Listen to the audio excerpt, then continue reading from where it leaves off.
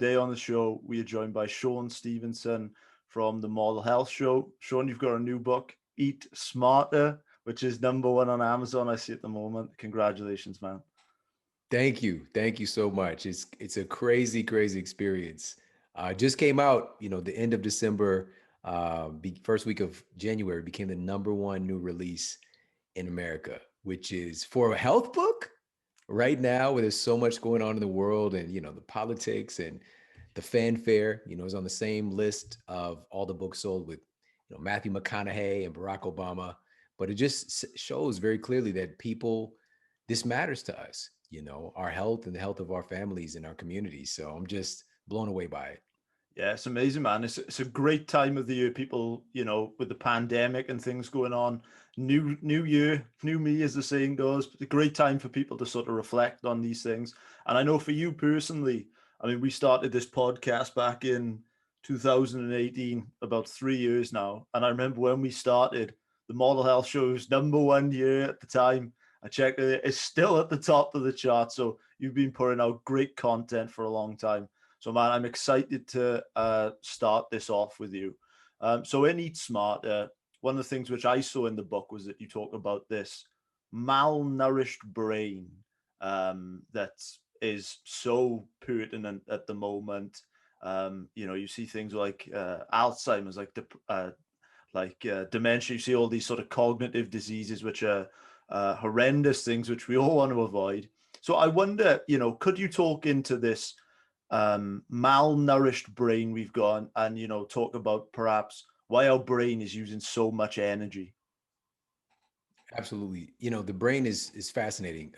Theoretical physicist Michio Kaku said the human brain is the most powerful entity in the known universe, the most powerful organ, and it has infinite potential. But the crazy thing is, we don't really have an owner's manual on how it all works. For most of us, we have no idea that we have this powerful entity. And the cool thing is we all have one. We have all this potential. And so what I wanted to do, big part of eating smarter is to fuel that process of really activating our genius, and the human brain, and also getting folks this information, but in a way that makes sense. And albeit fun actually to learn about how all this stuff works. And this was the disconnection from when I was in college. It wasn't a visceral, like palpable connection between all of the stuff I'm learning in textbooks to my real life. And so this incredible, powerful entity that we all have, infinitely powerful in all the different ideas it can create, everything that we see, even as we're seeing each other right now in the rooms that we're in and the technology is all from ideas, And here's the thing, the neurons themselves, the dendrites, the axon terminals, the white matter, the gray matter, all the things that makes up your brain that enables you to have thought, feeling, and emotion is made from food. Every part of our brain is made from food. And so, how does this all come into play? Like, what are the big meta things? Number one, the human brain is the most ravenous organ in our bodies. It only takes up about 2% of our overall mass, but it consumes about 25% of the calories we consume. It is just constantly pulling in every bit of nutrition that it can to keep the lights on, literally, like it's running so many processes. So that's number one. It's made from food. It is ravenous for nutrition coming in to perform all of these, like literally trillions of processes that's happening. And being that it's so hungry, there's also this kind of catch 22 thing with it, though. The brain is the most powerful entity in the known universe, but it's also one of the most delicate things in the known universe. All right. It's as delicate as my feelings after watching, Soul. Soul just came out on Disney Plus. Like, you feel emotional. Like, it's a very delicate organ. And it's actually the human brain itself is about the consistency of soft butter. All right. It's very, very delicate. And nature provided, didn't come to the party without gifts. We've got this external helmet protecting. It's the only organ fully encased in protective bone, which we call, the skull, cranium. But that's from external intrusions. There's also massive risk for your body. Anything you can consume damaging your brain. So you have something called the blood-brain barrier. It's an internal security system that only allows in very, very specific nutrients. All right. And we call this neuronutrition. Like the brain has its own diet. So on the side of cognitive performance, you mentioned a couple of things: Alzheimer's, dementia. These issues are skyrocketing at levels that are just unbelievable. So I want to touch on this really quickly, then point to something much, much bigger. Alzheimer's is inching its way into the top 5 causes of death in the United States. All right. And I think because of the movie, like The Notebook, or what we might see on commercials, or even if we have, for folks who actually have a loved one who has a severe case of Alzheimer's, it's not just they forget names and, maybe forget where they are. It's not about memories. That's not just that. You can literally forget how to swallow food. All right. So many things can degrade. It is a treacherous, devastating condition, and the rates are soaring. And this is something that we didn't see even in recent decades. And the question is why? Why is this happening? Many books right now, some of my colleagues, they're addressing prevention. Like, how do we prevent Alzheimer's? How do we prevent dementia? How do we prevent other, mental health related issues? And we touch on that, but I also talk about how do we make it work better? How do we make our brain perform even better? How do we improve our memory within days? How do we improve our ability to stay focused even under stress? That's what I really focused on, put the emphasis on, because it's going to affect and improve all the conditions as well that can degrade the brain, but also for just the average person who wants to perform better. So one of those things, we're going to start here. This is the meta perspective, and then we'll dive in on specific nutrients, but our brain is made of the nutrients we eat. The number one nutrient that your brain is made of is water. It's about 80% water. It's the most water-rich organ next to your lungs. This is so important, but people really don't get this, but they will with Eat Smarter doing what it's doing right now. They're really going to understand this. Now, the human brain itself, being that it's 80% water, it is just absolutely ravenous and hungry for hydration. And one of the studies that I shared in the book, just a 2% drop in your baseline hydration levels leads to significant decline in cognitive performance, specifically for things like spatial awareness. So like just your body being able to manage itself and know itself in space, decrease in ability to focus, decreased reaction time. All of these things take place when we become dehydrated. It's not a joke. It's not just like, you need a drink to, fuel your workout. Literally, we become dumber when we're dehydrated, so this needs to be a number one tenet. It's the number one nutrient the brain is looking for. And we have to provide an adequate amount of hydration, but not just that. This couples with what do we do on the other nutrient side? It's not just water. And I got to make this clear. H2O, I was taught this. I paid to get this education. That's miseducation. I paid my college professor to tell me that everybody needs to make sure they drink pure water, drink H2O. H2O does not exist anywhere in nature. It doesn't exist. And I know people are like, what this is crazy. What are you talking about? Just hold your horses. I probably never said hold your horses ever in my life. It's because I was thinking about my grandmother. She would say that. Hold your horses. It's not that water doesn't exist or that it's not this entity. Water is known as a universal solvent. Water doesn't exist by itself in nature. It's always integrating with things. And when we're talking about water, in nature, you will always find water integrated with other minerals, with minerals. That's what creates the structure of the water, and the ability for it to modulate and hydrate your cells and your extracellular fluid is based on the minerals in your body, in your tissues, and also that's in the water. All right. This is so important. And so a couple of these key minerals that actually enable your brain to be hydrated properly, it's required. Number one, sodium. All right. We hear about sodium all the time, but we we generally relate it to salt, right? Because it is the biggest dietary intake, I think, for most folks is sodium, but in the process of heavily refined salt. But salt is not sodium chloride, but there's a big percentage, about 40% of sodium. But sodium, here, the reason I'm bringing this up, listen, these are electrolytes. Listen to how cool that shit sounds. Electrolyte. We have to have electrolytes for your brain cells to have electricity, that conduction, and to talk to each other. This is not a joke. This isn't about a Gatorade commercial. We need electrolytes literally for our brain to communicate with itself. For your brain cells to talk, we have to have electrolytes. Keep the lights on. So sodium, and this is one of the studies straight out of Sleep Smarter. Researchers at McGill University found that sodium functions as an on-off switch in the brain for specific neurotransmitters to support optimal function and protect the brain against numerous diseases. All right. They said it functions as an on-off switch for neurotransmitters. So for your brain to talk to each other, to itself, and also your entire nervous system. This is not something to take lightly, right?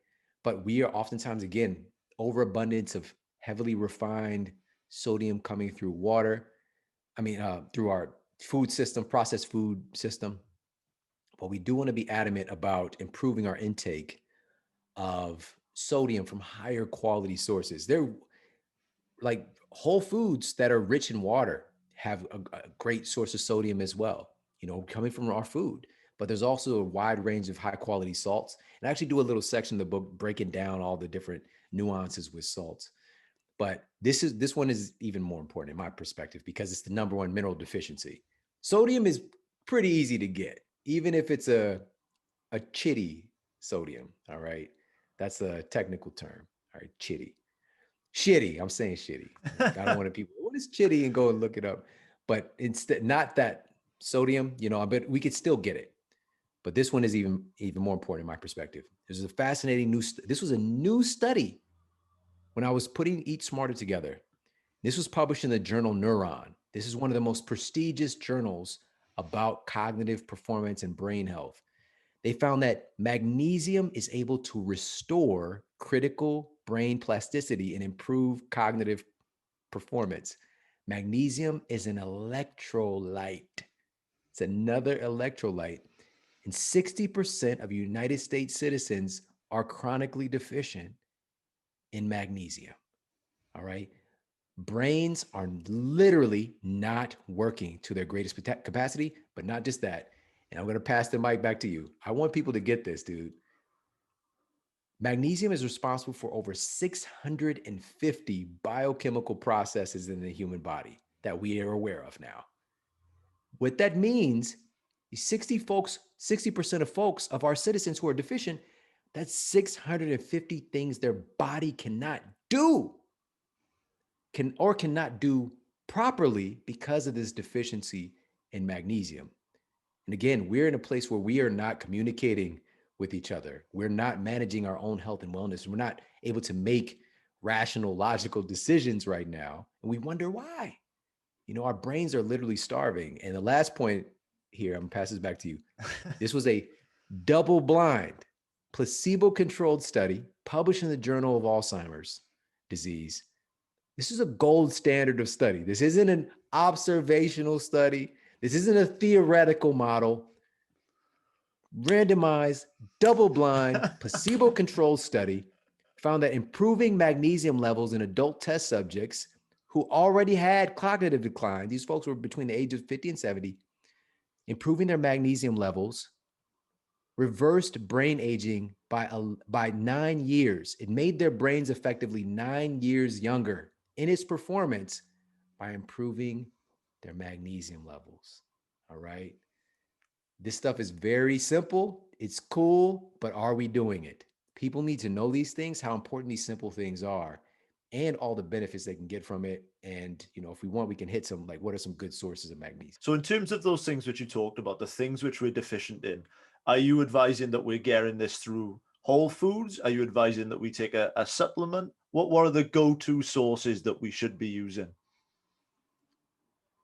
Great question. So, a big tenet, and I base this is not based on a preference. This isn't based on, a theory. This is based on evolutionary biology. What have humans been consuming the longest that have enabled us to evolve to the place that we are today? Right now, we're seeing a degradation in our evolutionary process, right? If we see that, that picture is coming up in my mind, like you see the person evolving from, walking around with their knuckles on the ground to, be standing up as a man, Homo erectus, we're becoming like Homo domesticus. Like we're devolving, in a sense. And this isn't like, again, I'm not just saying this. Here in the United States, for example, when we're talking about health, we are the sickest nation in the history of the world. Self-inflicted.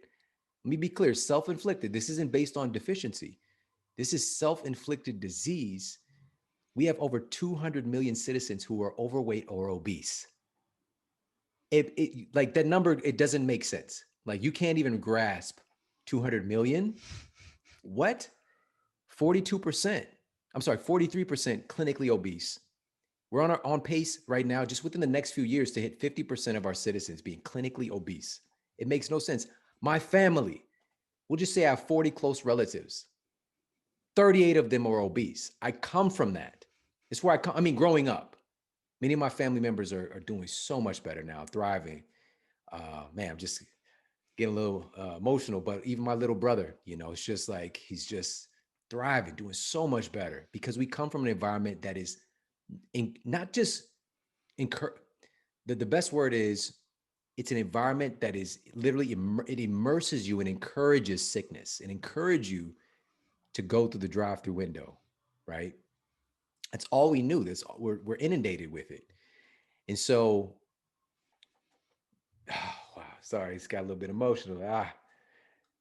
Okay. So knowing this and knowing the evolution of humans, like what is the thing that we have been doing the longest? To go back and answer this question, food is the place that we've been getting all of these nutrients. And being that over 200 million Americans are overweight or obese, 135 million Americans are diabetic or pre-diabetic right now. Clearly, the way that we've been going about getting our nutritional needs met has been mutated. It's been twisted through food. And this is the big, here, let me give everybody, this is the big kind of like aha moment.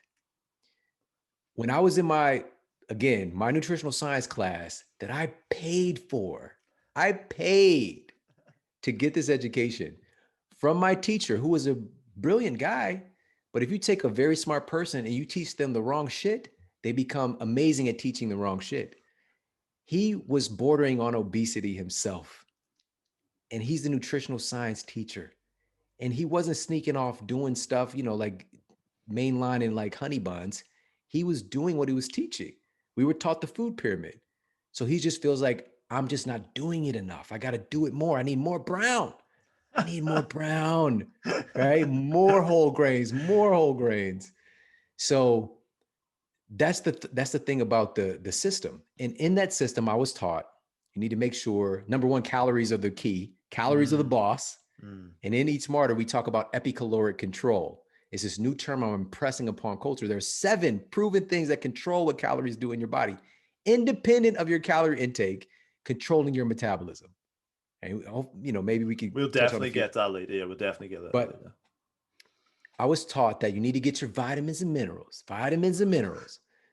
Bro, we were told to get B12, for example. There's like 4 B12s. Magnesium, there's like 8 of them. Vitamin C, there's multiple vitamin C's. Omega-3s, there's many different types. Vitamin A, many types. Everything, it's not just one thing. And so when you get your let me calm down. When you get your supplement, your multivitamin, the synthetic form of this nutrient, or even if it's whole food based, let me take that back. Whole food based is going to have a more diverse of these things. But specifically what people are taking, what jumped into my mind, I'll just share like Centrum, your Centrum Silver or your Flintstone vitamins, which is what I grew up on. This synthetic form of the nutrient, is that the vitamin C that you really need? Is that the magnesium you're deficient in? Probably not. It's hitting one note. Food has many.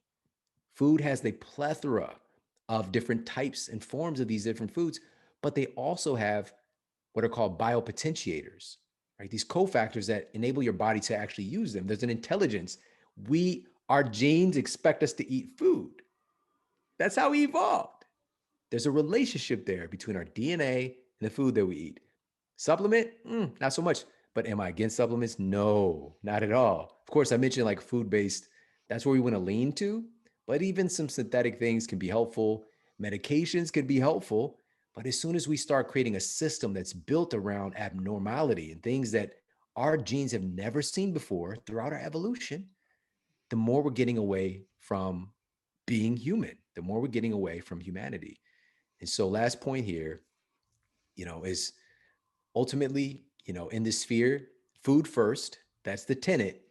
So we can get all of the different things and in a way that works together. It's more of even a bioavailable supplements to supplement an already on point whole food approach, right? So that's why they're called supplements. But I know when I was trying to get healthy, I just was invested in supplements, damn the food, I just get these, multivitamins and some amino acids and, but food first, supplements, and then we can get into some of the other things as well. There's topical applications, even for magnesium, and some folks, because it does so much and it's such a buffer of stress, it gets used like that. Your body runs through magnesium so quickly.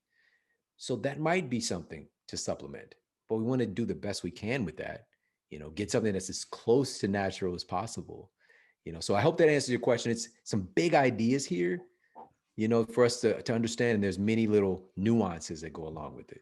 Yeah, man, I'm loving this. So we've sort of talked through, what's going wrong in the human brain. We've just given, a sort of overview of this topic. Let's get nitty gritty. As far as the sort of cognitive aspect goes, could you give some real concrete examples of food recommendations for these things like magnesium, for sodium you mentioned, for these things which should be staples in our diet for healthy cognitive functioning? Absolutely. So I'm going to give some quick, simple tenets. So with magnesium, for example, nature gives instructions. And even in the book, we talk about the science of flavor. Even flavors are indicators of certain nutrients. But color also is an indicator of certain nutrients, certain antioxidants. Magnesium, anything that's green is going to be a good source of magnesium. So green leafy vegetables, spinach, kale, collard, Swiss chard, the list goes on and on. So many different types. Even the smaller greens, like cilantro and parsley, these are all going to be great sources of magnesium. And also the green, like superfood algae that have become so popular, but actually been used for thousands of years. We're talking like Chad, early civilizations in Africa, the Mesoamerica, the Aztecs. Spirulina was a primary foods or protein source. So spirulina, chlorella, AFA, blue-green algae, these are all dense sources of magnesium as well. But that might not be a good on-ramp if somebody's like coming right from KFC to like, here's some, spirulina or whatever. So chocolate is actually a really great source of magnesium. So I'm a big proponent, just being in this space for, almost 20 years now, working with so many people. We want to do things that people are already doing, just upgrade that thing. It's very difficult. People want to change, but they don't want to change that much. They want change, but they don't want to change that much. And it's just our conditioning. We are very much always seeking automation and comfort. This is what the brain is always doing. So what if we can just upgrade the chocolate somebody's eating, reduce like whatever kind of sugar, we at least get a higher quality sweetener, maybe it is, organic cane sugar, but a smaller amount, more cacao, like where chocolate actually comes from. Let's just, and plus you're getting magnesium, you're getting tryptophan, You're getting, serotonin precursors. It's abundant in antioxidants. The list goes on and on. The ORAC value is crazy. Also, nuts and seeds are great sources of magnesium. Hemp seeds specifically. There's a bunch of them. Bunch of them I list out in Eat Smarter. One other one that I want to share in that same vein with cognitive performance is omega-3, DHA, and EPA specifically, not ALA. There's a difference. Again, in my practice 10 years ago, I would have people coming in, just get some flaxseed oil or, have some chia seeds. It's not the same thing. The brain, you have remember I said neuronutrition, the blood-brain barrier has an express pathway in for DHA and EPA, more so than just about any nutrient besides water, because it's so freaking important. DHA and EPA are structural fats for the brain that enable the brain cells to have structure, plasticity, so they can evolve and change, and also transduction, so your brain cells can talk to each other. That's how important they are. This is not a joke. One of the studies that I mentioned in the book, they took MRIs and actually looked at people's brains and found that the folks who had the lowest intake of DHA and EPA, omega-3s, had the highest rate of brain shrinkage. You literally lose your brain. You lose your freaking brain if you're not getting these things in. That border bare minimum amount was 1.2 teaspoons a day. Anything below that, accelerated brain shrinkage. The American Journal of Clinical Nutrition did a study. So that's degradation side, but what about the performance side? Simply adding in DHA and EPA supplementation for test subjects. Usually these things are coming in the form of fish oil, by the way. Within a matter of days, led to improved memory, improved ability to pay attention and to focus, and even under stress. All right. These things make your brain work better, but are you getting it? Are you doing it? So the Journal of Neurology, last food first. So where's the DHA, EPA coming from? The egg yolks, grass-fed beef, because these are the animal foods. It comes from animal sources. Plant source of omega-3s that, again, I thought was adequate in my practice. That's ALA, but it does some cool stuff too, but it does not feed your brain. It does not feed your brain like DHA and EPA does. It's not even remotely close. It's so important for your brain, DHA. Your body can convert some of the ALA you take in through flax seeds and chia seeds and hemp seeds and borage oil into DHA, but you lose upwards of 80 to even 90% in the conversion process. For you to get the amount of DHA and EPA you need to avoid brain shrinkage, you're going to have like 5 cups of chia seeds a day. And number one, you might as well move into a Johnny on the spot. You might as well move into a porta potty and just set your office up in there, because you're just going to be chitting all day because it's that gel, but also it's just not feasible. It doesn't make any sense. And what are the ramifications of trying to get it all in through that? What are going to be the side effects? It doesn't make sense. So your body can convert some. You have to have a source. Food first, and I'm going to get to it if somebody's doing a vegan or vegetarian protocol for sure, because again, this is a unifier. But the biggest source most people know about is fish, fatty fish, sure. Salmon, mackerel, sardines, but even more so, fish eggs. And this is working with one of the top neuroscientists who's in the lab looking at the brain. Caviar, salmon, roe have 3 times more DHA and EPA than the fish itself. I'm not a personal big fan, but I can't talk about things that I have not used or I'd be out of integrity from my perspective. So of course I've had those things. Not a fan. I don't get it. I don't get why, some people have they love it. Wonderful source of DHA, even just for pure getting the nutrition can be great. So fish eggs, fatty fish oil supplements, 99% of the studies are done on fish oil supplements. And I have them in the book. They're going to trip you out. They're absolutely going to trip you out. Below that is krill oil, Krill, krill. Some microscopic shrimp. It's become very popular today, very rich in astaxanthin, which makes your body absorb the omegas even better. keeps them more stable. So microscopic shrimp, we're depending on where people's ethics lie, with their vegan or vegetarian approach, that might be the thing you need. And it might be a game changer for you. Maybe you've been struggling with some aspect of your diet and you have to find that thing and be honest. Don't let a diet framework make you hurt yourself. Maybe krill oil can heal something. But then a full plant version, plant source is an algae oil. And we do know that it has a DHA and EPA in there, but we don't have like randomized controlled trials, clinical evidence, like for real yet. Studies are being done. We know it's in there, but at minimum, if somebody is listening right now and you're doing a vegan protocol, you have a vegan lifestyle, I implore you, please get yourself an algae oil. Get yourself a source of DHA and EPA. Your brain is craving it. You have to have it. It's one of the most important things for cognitive performance, but also protecting you from degradation of your brain. I love this, man. I really love this. So I want to jump into some of the stuff you talked about. You've given this tale that you were in this nutrition class. You had this teacher teaching you these principles. He's got his nutritional triangle. There's always been this big focus on calories. We're in the new year. Everybody is consciously paying attention to their calories. I wonder, could you jump into sort of this misconstrued science of calories that people are very focused on now? Absolutely. This is such an important topic because again, when we're taught about again, I paid for the education. Day one, we're taught that if somebody wants to manage their body composition, manage their weight, all they have to do is manage calories, right? So you want to simply burn more calories than you're taking in. Very simple.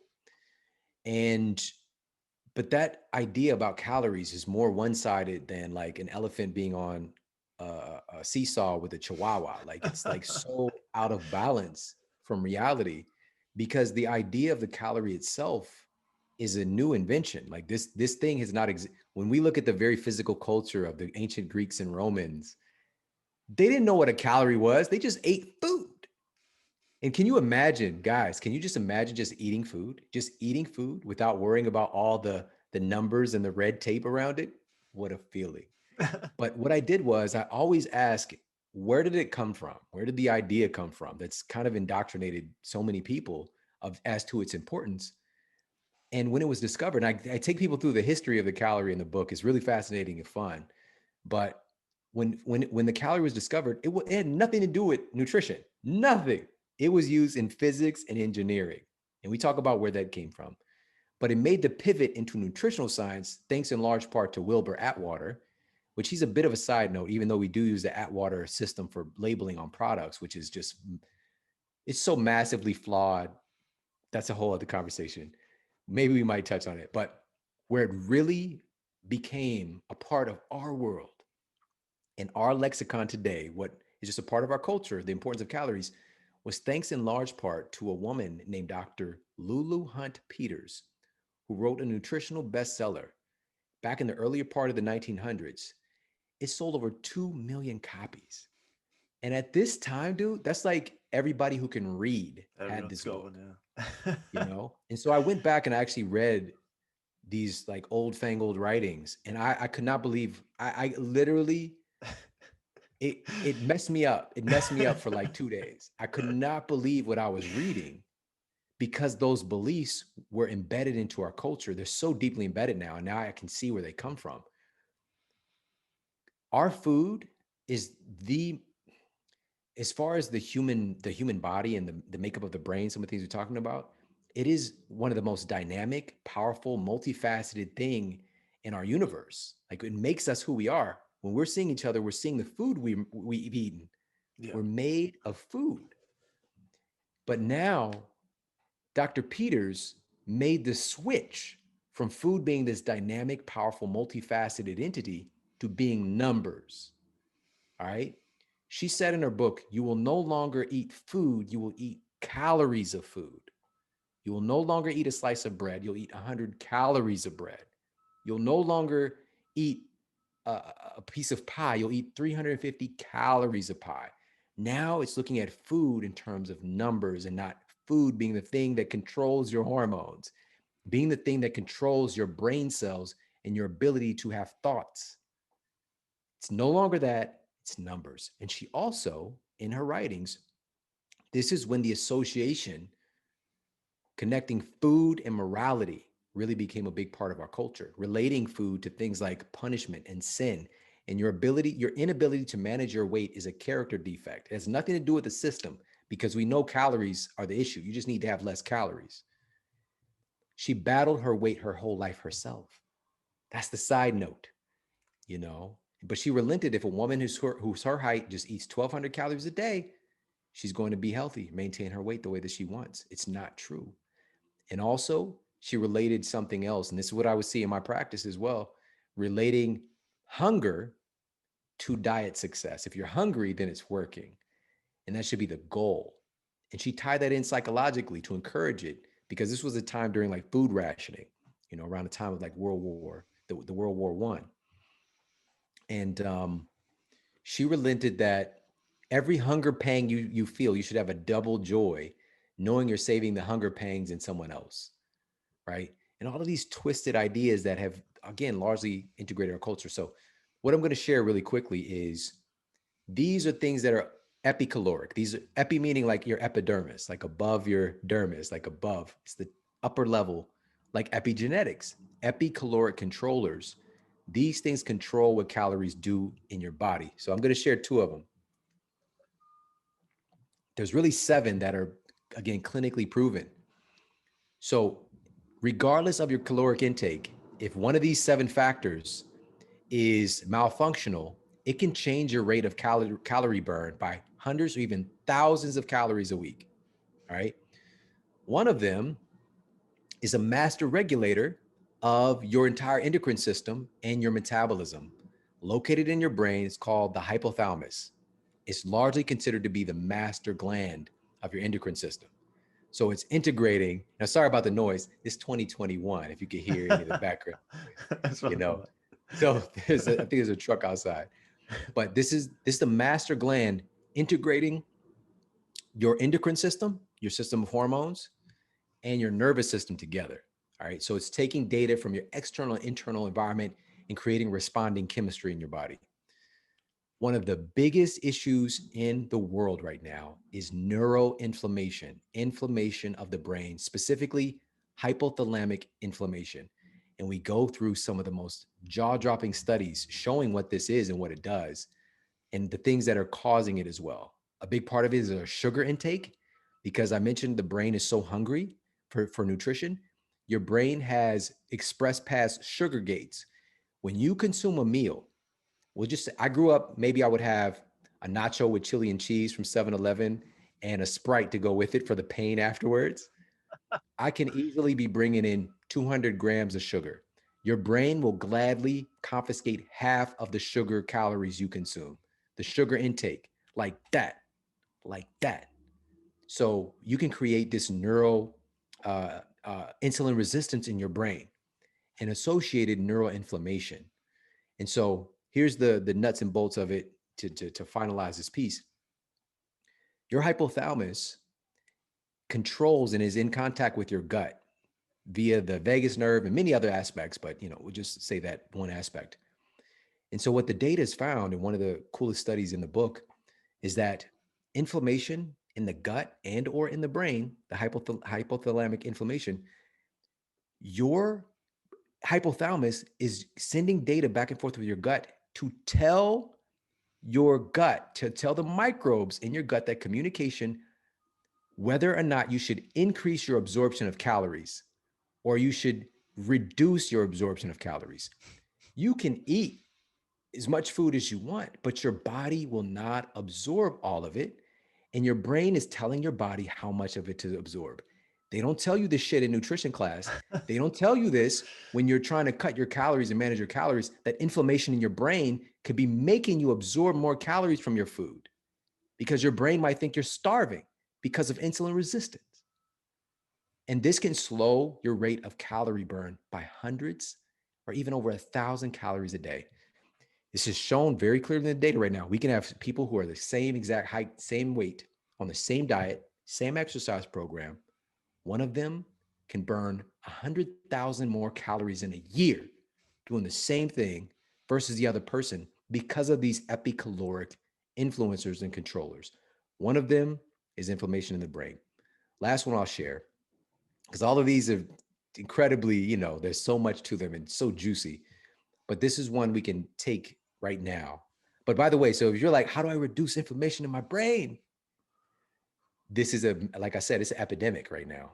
One of the coolest things, one of the studies that I cite in the book was it found that EVO, extra virgin olive oil, was found to reduce neuroinflammation and actually help to, because this inflammation damages the blood-brain barrier. So that means even more inflammatory things are making its way into the brain. Extra virgin olive oil was found to actually help repair the blood-brain barrier. What? So powerful. The minimum effective dose was 2 tablespoons a day of extra virgin olive oil. You can make some salad dressing with it, whatever. Do a shot. I don't care. Extra virgin olive oil has remarkable benefits, but if you're not into it, I've got 25 other things, 40 other things for you to tune into. So that's a solution there. But the other thing that's an Epi Caloric Controller is the type of food itself. All right. The study published in Food and Nutrition Research that I kind of break down to make sense of it in the book. Essentially, they had folks to consume a meal of processed foods versus a meal of whole foods. Okay. So they had some test subjects consume a meal of what they deemed to be whole foods, which was a multigrain bread and cheddar cheese sandwich. That's the whole food, healthy version. And then they had another group of test subjects consume a processed food sandwich, which was white bread and cheese product. And cheese product, that's what most Americans eat. Many other places in the world as well. That's what Kraft is, Kraft singles. They're called Kraft singles, not Kraft cheese, because there's not enough cheese in the cheese to legally call it cheese. What's cheese product? Cheese. What's a cheese product? Kraft. Do you know about Kraft singles? I don't think I know about this. Okay, Kraft is like a mega food company here in the United States. So Kraft. So they have folks that consume either whole food sandwich, processed food sandwich. And they want to see what happens with calorie expenditure by eating each different type of food. So they have them to consume the sandwiches and track the rate of caloric movement and expenditure. And here's what happened. The folks, and I can't leave this out. The sandwiches were the exact same amount of calories. They're the same amount of calories, same amount of fats, proteins, and carbohydrates. On paper, it should be the same. But this is what happened. The folks consuming the processed food sandwich had a 50% reduction in rate of calorie burn versus the people who ate the whole food sandwich. All right. This processed fake food, faker than the other stuff, further removed from nature, created what I refer to as hormonal clogs. It created hormonal clogs and made their body more stingy in retaining and pulling in and holding on to the caloric energy that they consumed. And I would say it created an emergency response, triggering the body as a protective mechanism, some kind of safety issue to hold on to these calories. This is, again, independent of the caloric intake in the food. The type of food itself controls what your body's going to do with those calories. All right. So these are all the things we're giving the keys to the kingdom over to people to know how it works so we can feel empowered in our food choices and stop battling about minutia and actually get to the things that actually control what food is actually doing in our bodies. Some absolutely mind-blowing stuff in here. I gotta pay my credit to you. I would love to finish off. You talk in the book, and you really paint this great picture that, I mean, food, it impacts everything. And one of the things which I had never thought about was how food can affect our relationships, right? So I wonder, could you talk about, what the research has said, what studies you've come across, talk about these in the book, about how food can impact our relationships and even our emotional intelligence? Yeah. This is really the heart of the book because, again, we tend to think about food in relationship to weight, our body weight loss. That's the predominant thing for people when they think about diet and nutrition. More and more people are thinking about for cognitive performance, Mm. But what people do not really think about is how it affects our emotional stability, our emotional intelligence, and even our proclivity towards things like violence. The data is overwhelming in this domain. And I think I really do know the reason I even wrote this book, a big part of it is knowing the rate of violence in our community, not just necessarily like hand-to-hand combat, but like the violence we put forth, just even on the internet. There's such a lack of understanding and empathy and perspective taking. We're not really getting anywhere. Like every matter of fact, everything keeps getting worse. There are, of course, now there's so many things that are thriving. By the way, I want to bring us back to that continuously, because the news highlights all the problems. There's so much good taking place that we have access to as well. We need a good balance to be able to manage these problems and make it through them. But so one of the studies, and this is so just like a meta thing here, researchers at the Ohio State University wanted to see what would happen with couples who love each other, married couples. What would happen if they have dysregulated blood sugar, if they have dysfunctional things happening with their blood sugar? How would they respond to their partner? And they had continuous glucose monitors on, right? And it's easy to have a blood sugar crash, like just eat some, eat a bowl of cereal, whatever, eat something high glycemic, you're going to get a correlating crash. Or you're just going to have, even if you have issues with your insulin in the first place, like again, 135 million Americans do.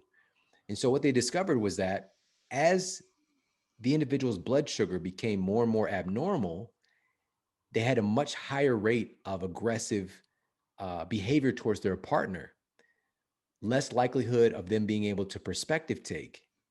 And they also had a dramatically decreased ability to actually solve the relationship conflict that they might be having, simply because their blood sugar is unstable.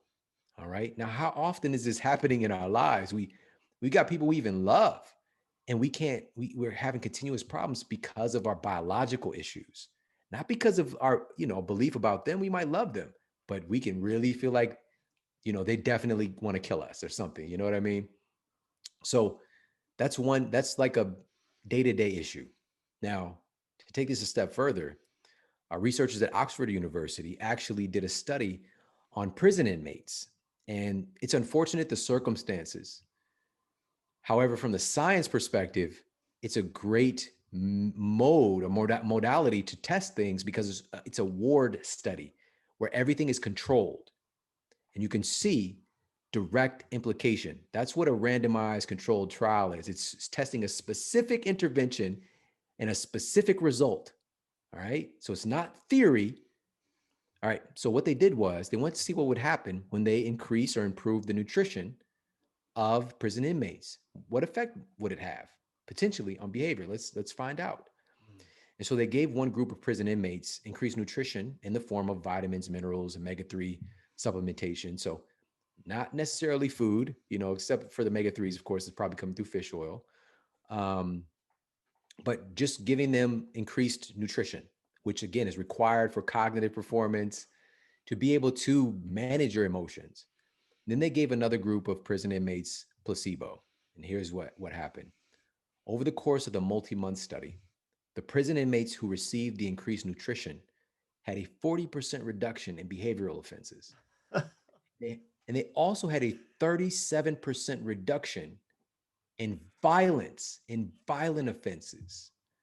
Now, when you hear something like this, like the other researchers, because it's a peer-reviewed study, there's a set of researchers who could not believe that was possible. So they repeated the study. This was published in the journal Aggressive Behavior. They got almost the exact same numbers. And this is speaking directly to the prefrontal cortex, the part of your brain responsible for social control, responsible for decision making, responsible for distinguishing between right and wrong. Yeah. That part of the brain, when it's malnourished, it doesn't work right. So now once you get those folks more nourished, their brain, they can actually think about it like, okay, if I respond this way, then this thing might happen. Let me not engage in that activity. Very simple stuff. How often are we doing this online with each other? How often are we doing this with the neighbors or like friends and family? Our brains are simply not working right, and we're not able to manage our our emotion and our proclivity towards, aggression and violence. And so we keep butting heads. And so a big mission behind Eat Smart is like, let's get our citizens healthier so we can have healthier conversations. Not to say that it's impossible when we're not well. We can absolutely have compassion for somebody when we're not feeling well, or we can absolutely have empathy. It's just harder. It's harder. We know this in our lives experientially, but we know it very clearly in the data right now. And so that's a big mission behind this. It's kind of like the ninja, the secret force behind it all. We do this stuff and transform our metabolism, get ourselves more fit and healthy. Powerful side effect is we can start to relate to people better. We can start to have more understanding and more connection, which we really need right now. Brother, this is mind-blowing stuff. I'm going to link people to Eat Smarter below in the description. So anyone that wants to just swipe up on the episode. I've got 2 questions left for you before we clock off. I want to finish off this on just a real practical level. So earlier you sort of mentioned, you mentioned almond, you mentioned nuts, you mentioned some dark chocolate, high percentage dark chocolate, you mentioned fish. I just want to finish off with 3 really practical suggestions of foods right now that people should be including in their diet. And then I'll hit you with my last question. Okay. This question it's just wrong. You can't give me this question. There's so much. We There's need so 3. We much. need 3. There's so much. And also the fact, and this is a big part of the mission, it doesn't mean that the food is good for this person. True. We're really tuning back into our metabolic individuality and giving permission for us to test things and to see if this is something good for us or not, which many diet frameworks eliminate foods that somebody's ancestors have been eating for centuries that might be feeding a certain strain of microbes that's protecting them against, an autoimmune condition or whatever the case might be. Then there's other diets that are telling people to add these foods in that might be causing problems. So to answer that question is very tough, but we do, of course, I just mentioned olive oil a little bit earlier. I go through and share the things that have the broadest scope of effectiveness. And I'll just throw a couple out here, Shoot. but this does not mean that you need to eat these foods. But it is very likely going to be helpful. One of them is, I'll just go back with the magnesium, the green leafy vegetables. What was found, researchers at Rush University, 2 servings of green leafy vegetables each day. The folks consuming at least 2 servings a day had brains, and this was in their elderly years, had brains that were 11 years younger than their peers on average. All right. 2 servings of green leafy vegetables a day. All right. Spinach, bok choy, kale, collard, so many different ones. Number 2, I'm just going to reiterate that extra virgin olive oil because I think it's really cool. It's super simple. A lot of people know about it. We have accessibility. There's nuance with it in the sourcing we talk about. But that's another simple, easy goal. 2 tablespoons a day, 2 to 3, 2 is the minimum, for all that cognitive benefit. And there's also some cool things it does with your metabolism too. I share some studies on that. And the third one, oh man, this is tough. I'll just tell you because I just drank some in a smoothie, blueberries. All right. Now, a lot of these things, again, people are going to know about, but by them getting this additional bits of information just makes you want to have it more. But compounds in blueberries were found to actually engage with genes related to regulating your body fat composition. All right. We're talking about nutrigenetics and nutrigenomics, things that are controlling genes that control your metabolism. All right. Blueberries are one of those foods that we know for certain has a really interesting impact on our genes associated with our body composition. So there you go. Man, I put you on the spot there, man, but I love it. My last question for you that we sign off all our podcasts with, and then, man, let's give these guys your socials and whatnot, is what makes a life worth living? Oh man, I'm just gonna tell you what comes up for me. Shoot, For shoot. me, it's our family, it's our relationships, our friends.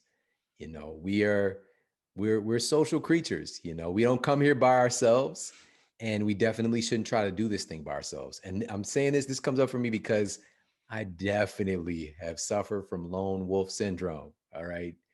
I'm going to do this by myself. I'm going to save the world. That will kill you, trying to save the world by yourself.